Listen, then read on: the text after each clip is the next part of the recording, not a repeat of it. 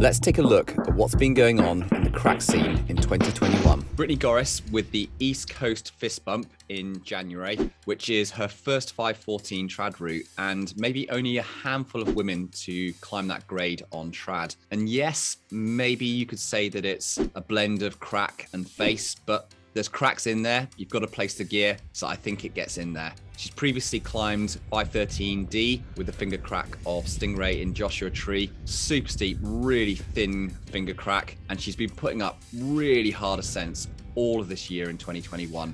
A real leading light in terms of crack climbing globally. Sean Villanueva O'Driscoll with the Fitz Traverse in February.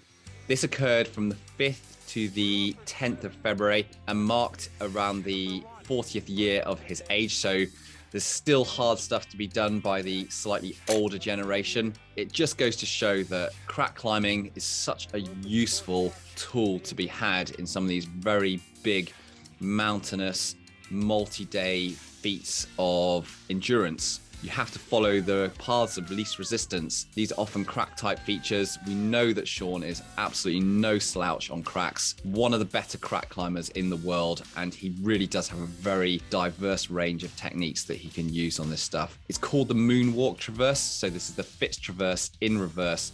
Totally incredible achievement. The Kraken V13 by Alex Waterhouse in May, and this is one of the hardest crack boulders in the world. Splits an incredible roof down in Devon on the south coast of the UK, and the first ascent was made by myself, Tom. I found this really difficult at the time because it required a lot of strength and power, a new school crack bouldering technique. It had some monos, ring locks, paddle hands, thin hands, spin throughs. Alex is one of the most successful competition climbers on the international circuit, one of the best comp climbers to come out of the UK scene. He's done a lot of other hard climbing outside as well, and it's amazing to see this new generation putting their strength and technique into use in repeating some of the hardest cracks. Brittany Goris again hit the scene in May this year with Salathe wall, and on the 7th of May made a 5-day push ascent. This was her first time climbing a route on El Cap, and actually first time doing a big wall in general. Salathe, the head wall crack, is just an incredible feature. Whilst the grade might not be the very highest compared to global crack climbing, there's no doubt that you have to have all the skills and ability to put this thing together because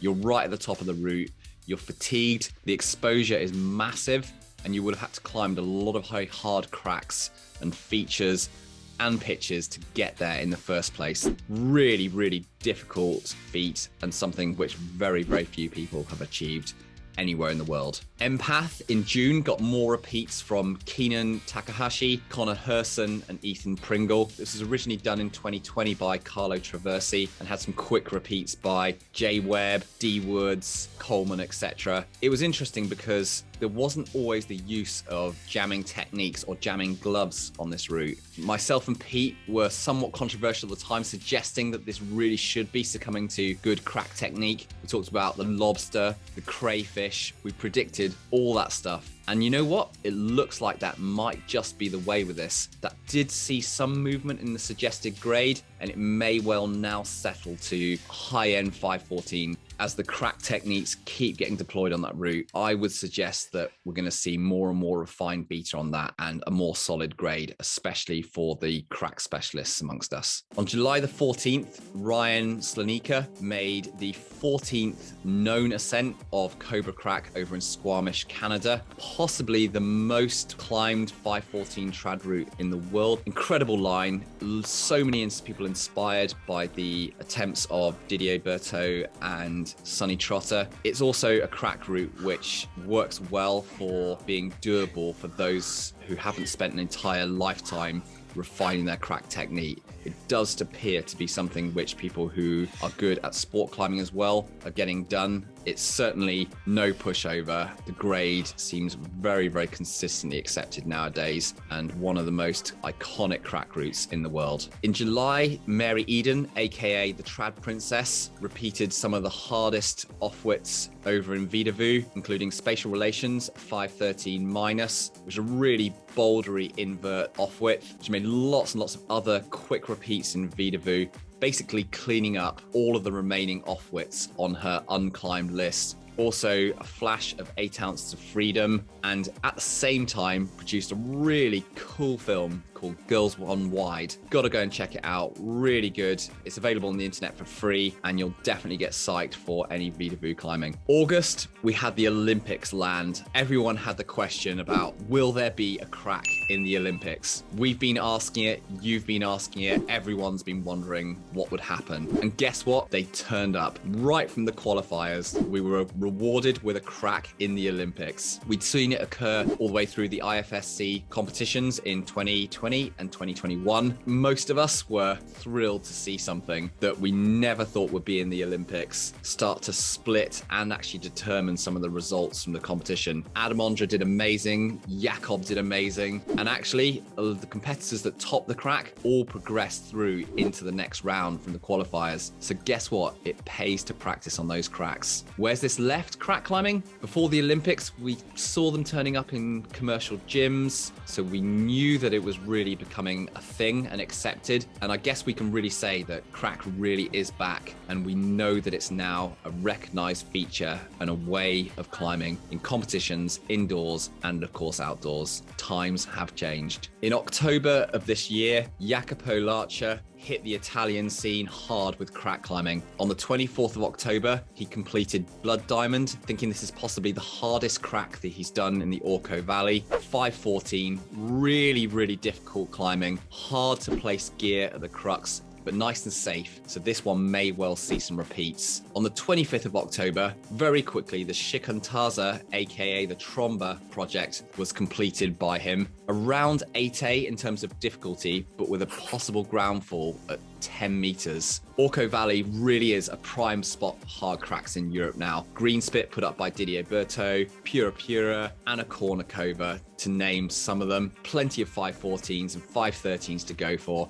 It really is a destination that everyone has got to put on their list. In November, the Great Rift was established by myself and Pete. This was the world's largest and potentially first multi-pitch concrete urban crack. This one was a big one, a really hard project, both from the physical difficulty, but also the logistical point of view. It involved over 60 pitches of hard 512 and 513 crack climbing, all around the blue friend size, so cupped hands, occasionally pinched down to a little bit smaller into the red cam size, so number 1 cam. This project originally was a vision. We weren't quite sure whether it would be possible, but in the end, after a number of recce's and failed missions on it, we completed the Great Rift. For sure, the hardest multi-pitch climbing that's of a consistent standard in the world, and I don't think that this one will have a repeat for quite some time, if ever.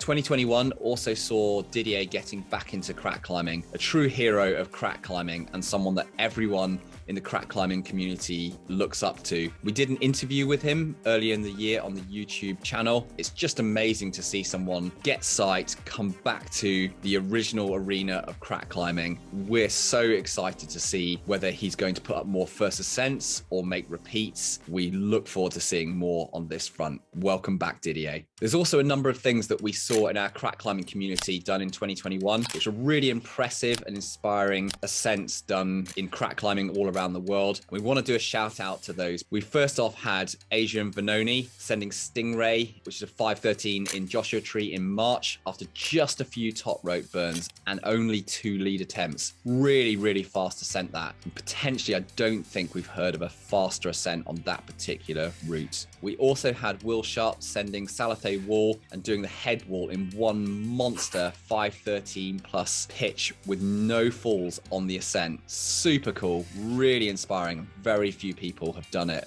in that style in particular. The Instagram name principal_salsa sent Home on the Range in Vedauwoo, which is a really hard and short 513D crack. Jacques Baudouin on Mother Earth in Australia graded 31, which is on the French side of grading 8B. Pink pointed the route for its first ascent in May. Another really cool crack route. At Raf van Persele, he put up some new cracks at the Ticket Crack venue, Belgium. Nutcracker is 1 grade easier mightier than Ticket Crack. There's still more projects to send here, and the venue was actually first made popular by Sean Villanueva O'Driscoll after he climbed Ticket Crack, and Pete's also made a visit there in the past. So great to see some urban roof cracks getting their ascents coming to life in terms of new stuff and repeats. Evan Peplinski made the first free ascent of Return of the Sensei, 513 minus in Ontario, Canada. This is a mixed line of bolted and trad climbing, which ends at a roof crack. And this is a local project that was previously an aid climb and now being freed. I hope you enjoyed this roundup of 2021 in the crack world. There's so many things that we probably have forgotten or haven't mentioned, but it's super cool seeing how much is being done. Leave us a comment below if you know of other things. We hope you're crushing.